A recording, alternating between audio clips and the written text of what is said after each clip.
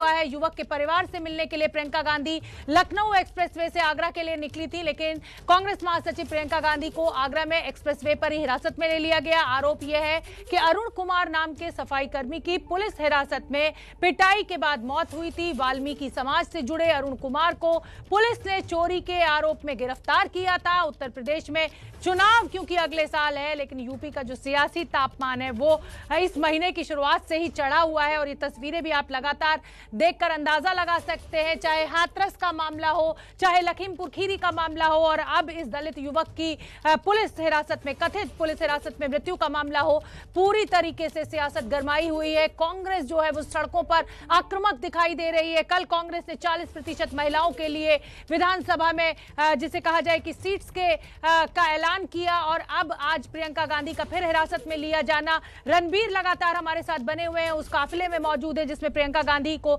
हिरासत में police line ले जाया जा रहा है। रणबीर, जिस तरीके से प्रियंका गांधी या कहा जाए कांग्रेस कार्यकर्ताओं की आक्रामकता सड़कों पर देखने को मिल रही है, और प्रियंका गांधी ने कल यह दावा भी किया कि मुख्य विपक्षी पार्टी उत्तर प्रदेश में कांग्रेस ही है। चाहे इस दावे में सच हो या ना हो, लेकिन कांग्रेसी कार्यकर्ताओं में एक जान जो प्रियंका गांधी के द्वारा फूकी जा रही है वो जरूर असर दिखा रही है।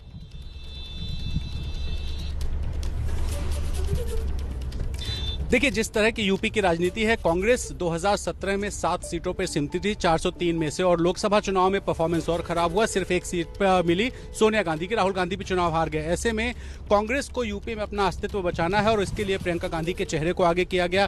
कांग्रेस महासचिव के साथ साथ उनको यूपी का प्रभारी बनाया गया, और जब से प्रियंका गांधी आई हैं तब से वो कोशिश करती हैं कि लोगों से कनेक्ट करें, और इसी वजह से जब आप काफिला की तस्वीरें दिखाते साथ साथ बताते हैं कि प्रियंका गांधी आज जब लोगों के सामने बैठी थी, जब धरने पे बैठी थी, तो गाड़ी से निकल के उन्होंने कई बार कभी पुलिसकर्मियों के साथ सेल्फी ली, तो कभी स्कूली बच्चियों के साथ सेल्फी ली, लोगों से बात भी कर रही थी और थोड़ी देर बाद गाड़ी में बैठ रही थी। ये सारी कवायद इसलिए है कि अलग अलग जो कास्ट कॉम्बिनेशन है, चूंकि कांग्रेस के पास जातिगत कोई इक्वेशन नहीं है, समीकरण नहीं है, ऐसे में प्रियंका गांधी लोगों से कनेक्ट करके लोगों के मुद्दे उठा करके चाहती हैं कि जो कांग्रेस की खोई हुई जमीन है उसको लाएं।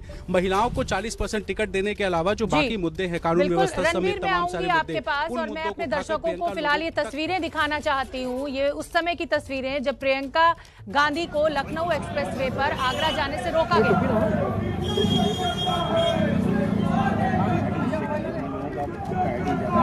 डीएम आगरा ने पत्र लिखा है मैम, इसलिए मैम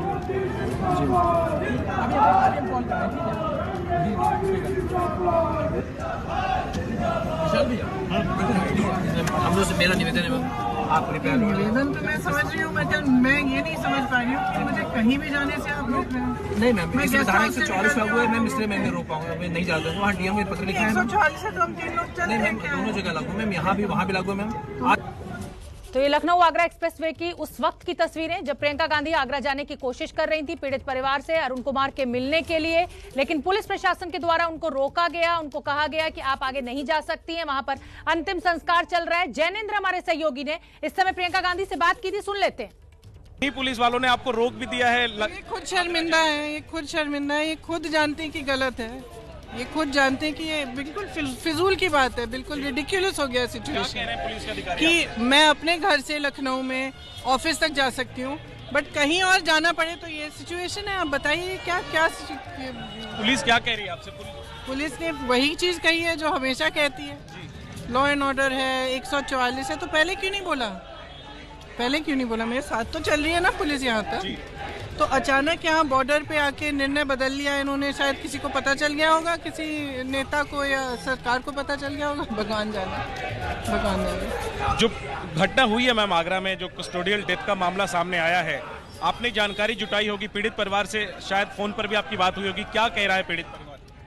मैंने फ़ोन पे अभी उनसे बात नहीं की है, लेकिन मेरे कुछ कॉलीग्स ने बात की है, मेरे साथियों ने बात की है, तो वो कह रहे थे कि उनकी माँ का मैंने वीडियो क्लिप देखा, वो साफ कह रही हैं कि मतलब जिस तरह से ये हुआ है पुलिस की हिरासत में, उनको शक है कि कुछ उनके साथ गलत हुआ है। तो अगर धारा 144 का हवाला दे रही है पुलिस, तो क्या अगर आप 3 लोगों के साथ जाना चाहें उसके लिए? मैंने ये सब बातें मैं कर चुकी हूँ उनसे। क्या कह रहे हैं? हम वैसे भी 4-5 लोग हैं, उनमें से हम 2 उतार भी सकते हैं गाड़ी से। मैंने कहा है कि पता करिए, अगर तो देखते हैं, अभी मुझे बताएंगे।